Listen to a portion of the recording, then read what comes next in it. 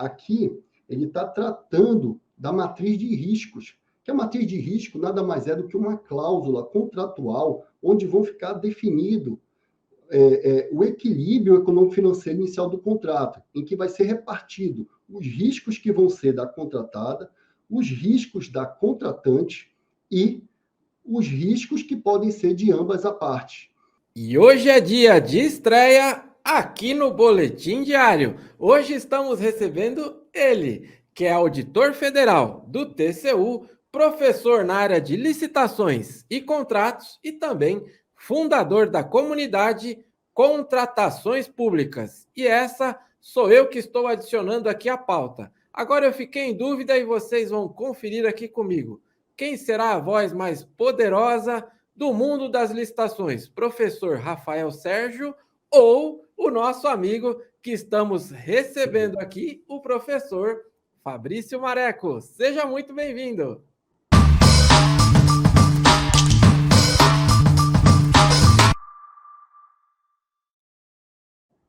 Olá, Ricardo Dantas. É um prazer tê-lo aqui, né, ter sido convidado para falar sobre um tema que é bastante interessante no mundo da licitação. Então, eu agradeço por ter sido convidado por você e juntamente com a sua equipe para estar aqui com você falando sobre a importância do reequilíbrio econômico-financeiro dos contratos. Exatamente, professor. Estamos sempre garimpando aí e várias pessoas já haviam indicado o professor e desta vez deu tudo certo, a agenda casou aí. Obrigado pela sua disponibilidade e como você já bem adiantou aí para a gente, professor, esse tema sempre atual, importantíssimo tanto para a área pública como privada, né? E eu vou transformar aqui numa pergunta para que o professor possa nos auxiliar aqui, né? Nos mostrar um pouco de todo o seu conhecimento aí, que é referente o quê? A revisão, né? Ou o reequilíbrio econômico-financeiro nos contratos administrativos. Professor, por favor, o espaço é seu. Tá certo, Ricardo. Bem, antes de nós adentrarmos especificamente na revisão reequilíbrio econômico-financeiro dos contratos em sentido estrito, nós temos que falar em que momento ela ocorre, certo? Então, primeiramente, quando a contratada, a licitante, ela traz a proposta dela, ela apresenta aquela proposta, a administração assina um contrato juntamente com a contratada, está ali concebido o equilíbrio econômico-financeiro dos contratos. Porém, há situações em que pode haver um desequilíbrio naquelas situações inicialmente que foram acordadas entre a parte, que foram baseadas no cenário político, econômico, social.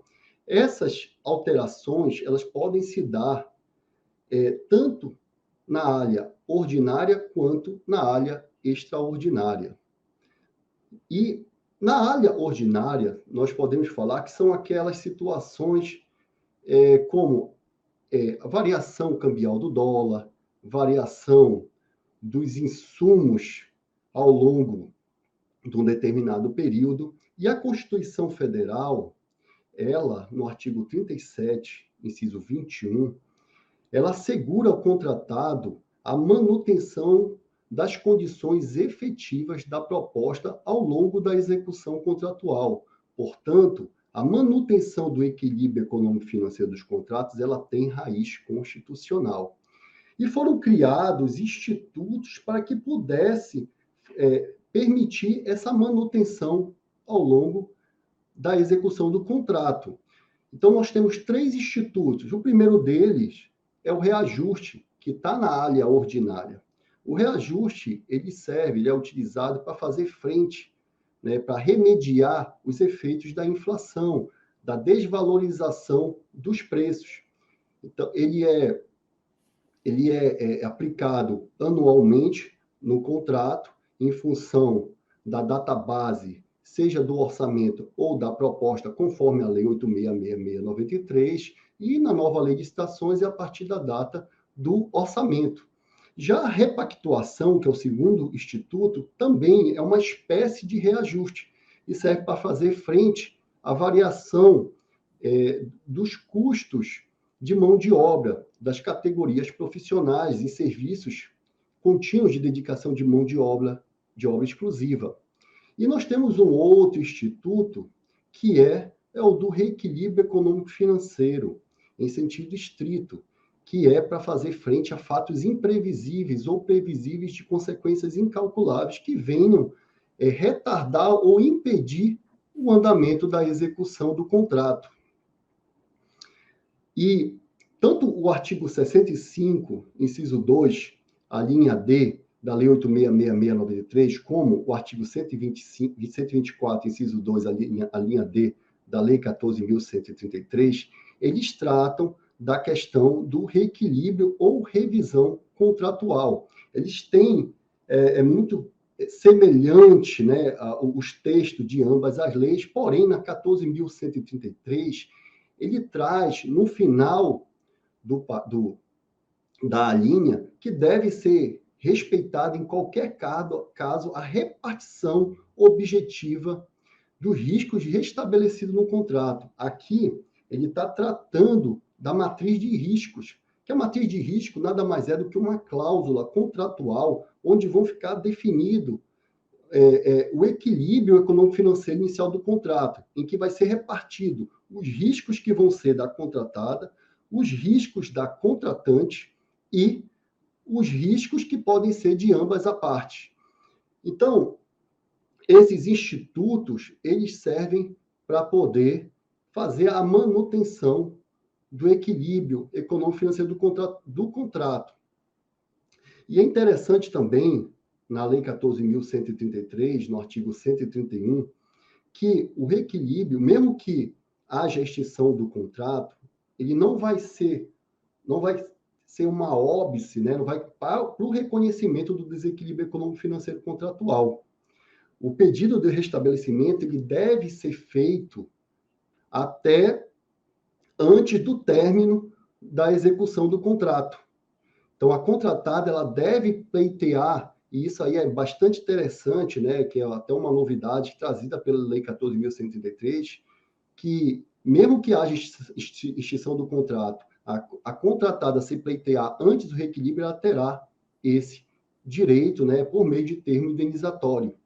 Já o artigo, outra questão bastante interessante, é que o equilíbrio econômico-financeiro do contrato, as controvérsias, o próprio equilíbrio em si, ele entrega a categorias relativas a direitos patrimoniais disponíveis. E no artigo 151, ela diz que as soluções, admitida essa solução, por meios extrajudiciais, existem meios extrajudiciais adequados à prevenção dessa resolução dessas controvérsias, que pode ser a conciliação, a mediação, o comitê de resolução de disputa ou dispute board e a arbitragem. Ou seja, tanto a matriz de riscos quanto esses meios de resolução de controvérsias, eles vão diminuir bastante os litígios judiciais que temos hoje. Porque temos do lado a matriz de risco, que vai repartir objetivamente os riscos. E caso um daqueles riscos aconteça, esteja alocado para a contratada ela não vai ter o direito de pleitear o reequilíbrio econômico-financeiro do contrato, porque ela já sabia previamente que aquele risco estava alocado a ela.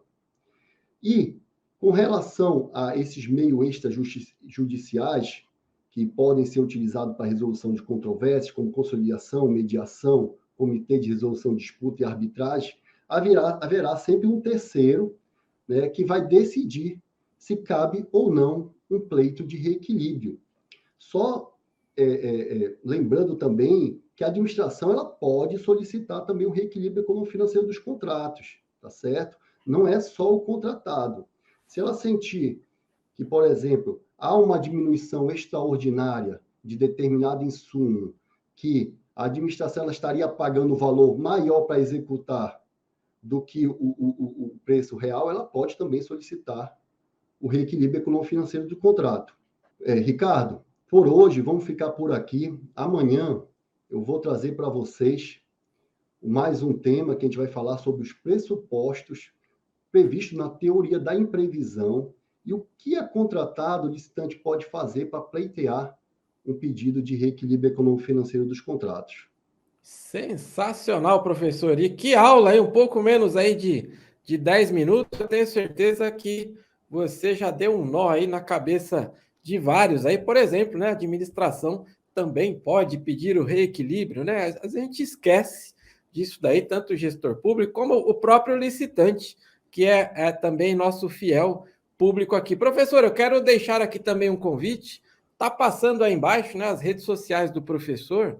E para quem está aqui nos acompanhando, não sei em que momento você está vendo isso, mas o professor ele sempre distribui muito conteúdo, não só este vídeo aqui, como talvez você esteja vendo aí na própria rede social do professor, mas ele sempre distribui muito conteúdo. E se você está aqui na Forset, não deixe de segui-lo lá.